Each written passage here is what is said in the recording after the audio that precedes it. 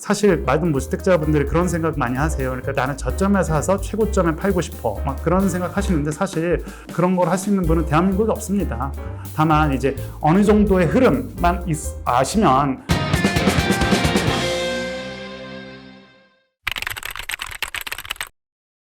이 사람이 진짜 맞는 전문가냐 아니냐 그 팁을 하나 드리면 여러분들이 이제 전문가들이라고 나오시는 분들이 되게 많잖아요. 그분들이 이제 2021년, 2020년에도 주택 가격이 올랐고 19년 하반기에도 올랐고 서울의 기준으로 그때 그분들이 뭐라고 하셨는지를 네이버에 들어가면 네이버 뉴스를 검색하시면 기간 옵션으로 한번 검색을 해보세요. 그래서 그분의 이름을 한번 쳐보세요. 이 사람 진짜 믿을만한 사람인가 신뢰할 만한 사람인가 써보시면 결과를 대충 아실 수 있을 거예요. 제가 하나 참고로 재밌는 거 하나 말씀드리면 지상파 방송들도 보면 부동산 가끔씩 다른 기획보도들 할 때 있어요. 17년, 18년, 19년, 20년 혹시 이런 방송들 보시면서 아파트 가격 올해 올라요 라고 전문가들이 얘기하고 그런 보도 보신 적 있으실까요?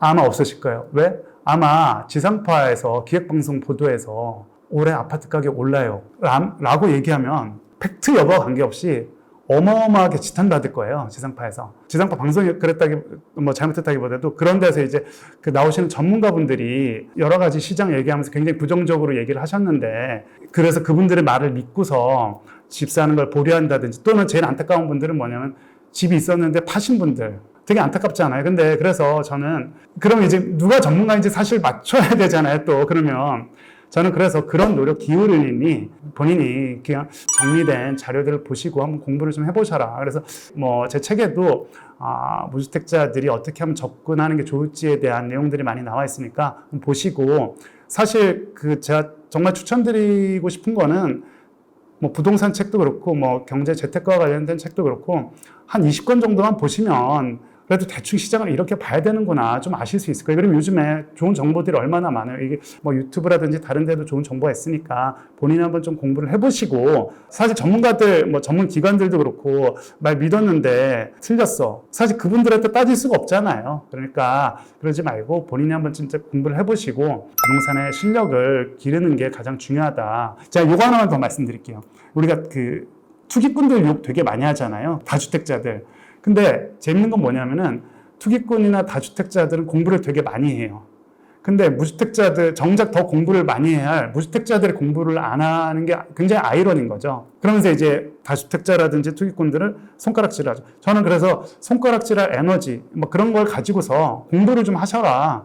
그 사람들보다 더 많은 지식을 가지고서 네가 원하는 지역에 집을 사서 내 집 마련하면 되는 거 아니냐. 저는 이렇게 말씀을 좀 드리고 싶습니다.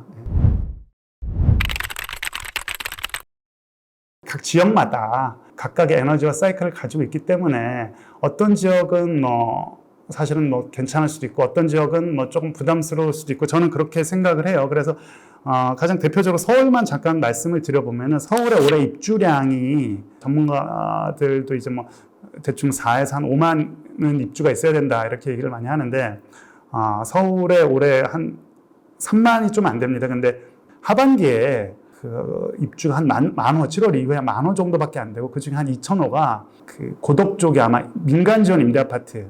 그러니까 실질적으로 분양 아파트 입주가 8,000호밖에 안 되니까 입주가 굉장히 부족한 거죠. 내년에도 이제 고덕 주공 사태도 있고 그래서 아무튼 입주가 충분하지 않습니다. 이게 여러 가지 요인이 있지만 그 중에 대표적인 게 이제 전 정권에서 재건축을 막아놓은 것도 가장 큰 이유 중에 하나입니다. 이제 나라지표 통계 보시면은 재건축 인허가라든지 이런 게 굉장히 확 줄어드는 거 볼 수 있는데요. 아무튼 이렇게 입주가 부족하면 아무래도 전세를 자극할 가능성이 저는 높다라고 생각을 하고 그리고 이제 2009년, 10년, 11년에도 입주가 그렇게 많지 않았을 때가 있었거든요. 근데 그때는 시장이 안정됐었던 거 아니야 이렇게 얘기를 하실 수도 있는데 그 당시에 서울 아파트 미분양 현황을 보면은 굉장히 그때 미분양이 굉장히 많았어요. 그리고 공급할 건덕지도 많았고 택지도 많고 아무튼 그때 또 하나는 악성 미분양 그러니까 준공 후 미분양이죠. 이런 것들도 굉장히 많았어요. 그러니까 대체제들이 있었는데 지금은 대체제가 거의 없습니다. 제로에 가까워요. 서울의 준공 미분양 거의 찾아볼 수가 없습니다. 그런 상황에서 입주 물량이 줄어들면 전세 가격에 좀 영향을 받지 않을까. 근데 다만 버퍼는 좀 있습니다.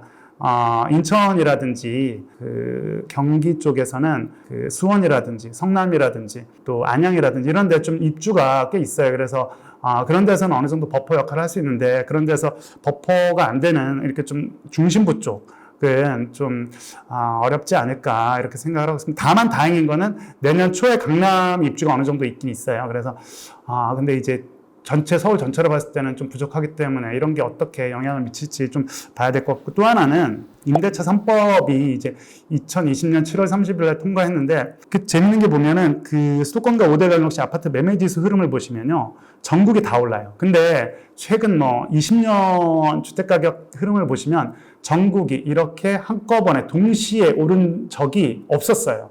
굉장히 특이한 경우죠. 그러니까 이때 물론 유동성도 넘쳤긴 하지만 임대차 3법이 아무튼 시기적으로도 그렇고 이때 매물도 굉장히 많이 줄어들고 여러 가지 시장에 나온 매물도 줄어들고 영향을 미쳤는데, 이제 이게 2년 차에 도래하기 때문에 이게 어떻게 영향을 미칠지도 좀 한번 지켜봐야 될 것 같아요. 그래서 국토부에서도 이런 부분들을 이제 우려를 해서 상생임대인이라든지 이런 제도를 통해서, 그리고 이제 분양가 상한제 주택 같은 경우에 실거주 의무 완화 같은 것들을 쓰고 있는데, 이 정도로 과연 어느 정도 해소가 될지 안 할지 그런 부분은 좀 지켜봐야 될 것 같습니다. 네.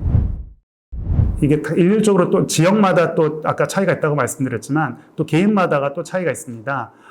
그 말씀은 뭐냐면은 개인의 상황을 일단 먼저 잘 지켜보는 게 중요할 것 같아요. 개인의 상황을 좀 지켜보면 개인이 이제 그 아파트 청약 통장을 일단 가지고 있는지, 그리고 청약 통장 중에서 내가 어느 정도 가능성이 높은 청약 저축 통장 중에 납입액수가 높다라든지, 아니면 가점이 어느 정도 높다라든지, 아니면 특별 공급에 해당되는지를 한번 보시고 그런 거를 일단 살펴보는 게 중요하고, 그래서 어느 정도 가능성이 있다라고 하시면, 저는 어쨌거나 원희룡 장관이 국토부 장관께서 취임하고 100일 이내에 250만 원 공급 말씀하셨는데, 이게 사실 어느 정도 실효성이 있을지 모르겠지만 어쨌거나 공급에 대한 의지가 분명한 건 맞아요. 3기 신도시가 사실은 2018년 12월 달쯤에 이제 처음 발표가 된 거잖아요. 그러니까 첫 입주가 2026년, 27년 이때 아마 이루어질 것 같은데, 그러니까 입주가 아무래도 좀 부족한 상황이고, 그래서 저는 일단 청약을 좀 관심을 가지라라고 말씀을 드리고 싶고, 그리고 두 번째는 아파트를 좀 사고 싶어도 돈이 좀 없다, 이런 분들은 지방에 과감하게, 무주택자분들 중에서 지방에 이렇게 좀 공부를 하셔가지고 오를 만한 그런 지역을 한번 공부를 해보시는 것도 저는 좋은 방법이 될 수 있을 거라고 생각을 하고요. 근데 이것저것 또 다 힘들다 싶으시면 저는 3기 신도시가 첫 입주하는 2027년까지 기다리는 것도 아주 나쁜 전략은 아니다, 저는 이렇게는 생각을 하고 있어요. 왜냐하면 이제 2027년이 되면 3기 신도시가 첫 입주를 하고, 우리가 최근 30년간의 사이클을 봤을 때 신도시가 아무튼 대규모로 입주를 하면 주택가격이 어느 정도 안정이 됩니다. 1990년대도 그랬고, 그때 이제 1기 신도시죠. 그리고 2기 신도시가 했던 2000년대 후반에서 2010년대도 어느 정도 안정이 됐고, 그래서 3기 신도시도 지금 그 전 정권에서 시작을 했는데, 거기에다가 원희룡 장관이 또 추가로 공급을 한다고 하니까, 그러면은 청약 가지고 있으신 분들뿐만 아니라 그냥 집을 사시는 분들한테도 어느 정도 기회가 올 수 있지 않을까, 저는 그런 생각을 하고 있는데, 다만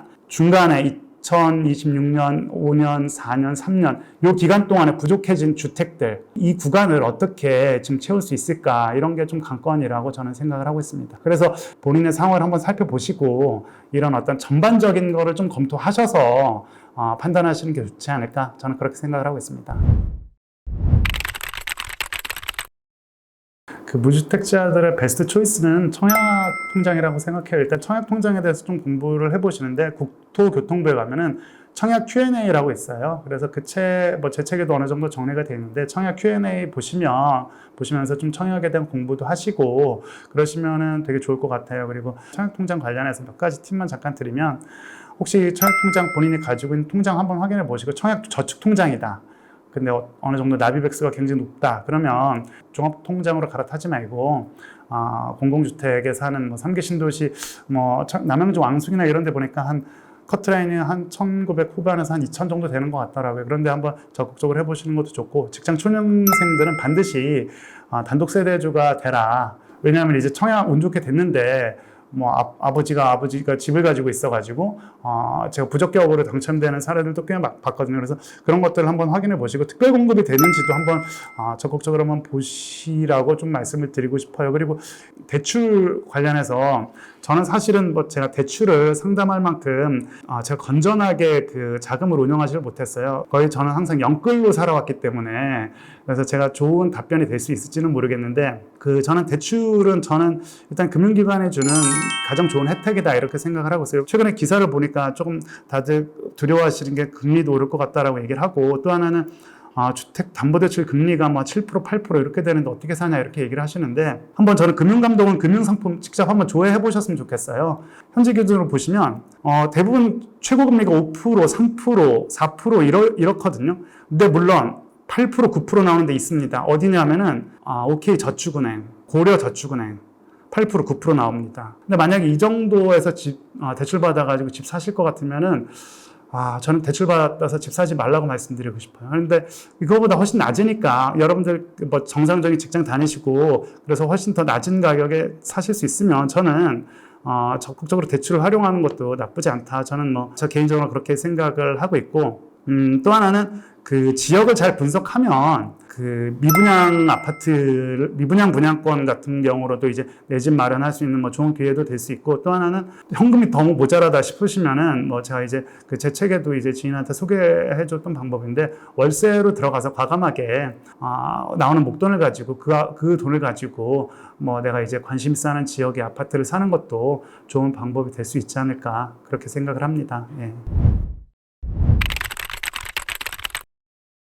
일단은 지역의 매매 전세 사이클을 한번 좀 비교를 해보시고 그리고 제 책에도 이제 자세하게 설명이 되는데 그런 지역 분석 자체를 많이 하시는 게 좋을 것 같아요. 그리고 이제 지역에서 좀 가격적으로 좀 하위에 있는 주택은 살 때는 싸지만 막상 오를 때는 이제 가격 제한이 좀 있다 보니까 저는 그래도 어느 지역의 중간 이상에 되는 주택을 좀 사시라 이렇게 좀 말씀을 드리고 싶고 또 하나는 살 때도 그렇고 팔 때도 그렇고 사실 말든 무주택자분들이 그런 생각 많이 하세요. 그러니까 나는 저점에 사서 최고점에 팔고 싶어. 막 그런 생각 하시는데 사실 그런 걸 할 수 있는 분은 대한민국에 없습니다. 다만 이제 어느 정도의 흐름만 아시면 저점이나 고점은 아니더라도 내가 이제 어느 정도 무릎 대충 아니면 어깨 이 정도는 여러분들이 공부를 하시면 어느 정도 아실 수 있을 것 같아요. 아신다기 아무튼 이렇게 그런 인사이트를 얻으실 수 있을 것 같으니까 그런 공부들을 좀 하시라 이렇게 말씀을 드리고 싶습니다. 제가 여태까지 쭉 길게 얘기했는데 좀 정리해서 드리는 차원에서 말씀을 드리면 청약 공부하셔가지고 청약이 본인 해당되는지 안 되는지 그래서 해당이 되고 여러 가지 그러면 청약을 적극적으로 노려보시고 또 이제 여러 가지 여건이 좀 어려우신 청약이 어려우신 분들 예를 들면 이제 집을 파셨던 분들은 사실 청약 자격이 좀 안 되는 경우가 많잖아요. 그런 분들 중에 좀 현금이 좀 부족하신 분들은 지방 이렇게 좀 지역 전체적으로 전국을 한번 보시고 그런 것들을 한번 해보시는 것도 좋을 것 같고 이것도 저것도 힘들다 싶으시면은 2027년 이때 또 기다리시면은 또 이제 지금 정부에서 많은 공급들을 계획하고 있다고 하니까 그런 데서 또 좋은 기회를 잡을 수 있지 않을까 생각을 해봅니다. 제가 이거 하나만 잠깐 말씀을 드릴게요. 2017년 1월 달에 서울 아파트 평균 매매 가격이 5억 9천만 원이었거든요. 근데 2022년 1월 달에 서울 아파트 전세 가격이 6억 6천만 원이에요. 그러니까 그때 매매 가격으로 살 수 있었던 돈이 지금 전세 가격으로도 사기 힘든 상황이 됐거든요. 자, 유명한 투자자인데 앙드레 코스톨라니라고 이분이 하신 말씀, 끝으로 할게요. 밀 가격이 떨어질 때 밀을 가지고 있지 않았던 사람은 밀 가격이 오를 때도 역시 가지고 있지 않다.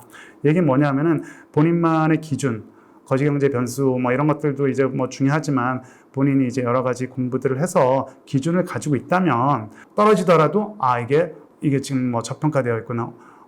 이런 것들을 이제 판단하실 수 있는 기준이 분명히 저는 생길 수 있다라고 생각을 하면서 그래서 제 책도 좋고 여러 가지 많은 공부들을 하셔서 무주택자분들이 내 집 마련을 하는데 조금이라도 도움이 되었으면 하는 바람입니다. 네, 이상입니다.